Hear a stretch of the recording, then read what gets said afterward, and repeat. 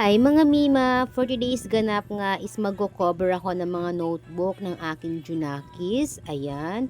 Sino nagpauso ng pag-cover-cover nito at ang bilis-bilis lang talaga i-attach sa notebook. At pwede rin to sa libro ha. Ayan, napakadikit niya. Once na idikit niyo na siya, ang hirap niya nang tanggalin. Kaya dapat ayusin yung pagkakadikit para hindi kayo magkamali at dire-diretso lang yung pagdidikit nyo nitong cover na to. Ang galing nga hindi mo na kailangan ng plastic cover, ng gunting, ng tape para makakover ka sa notebook or sa libro ng mga anak mo. Ito, ididikit mo lang, napakadali lang idikit.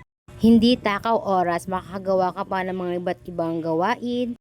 Tinapos ko na nga yung 5 notebook ng anak ko para i-cover. Ayan, ang kalabasan niya, ang ganda. Parang napaka linis tignan, ayan. Pati yung papel nga, kinoberan ko na rin para pantay-pantay sila. Ayan, kung gusto niyo yung link, nandyan sa baba o nasa comment section.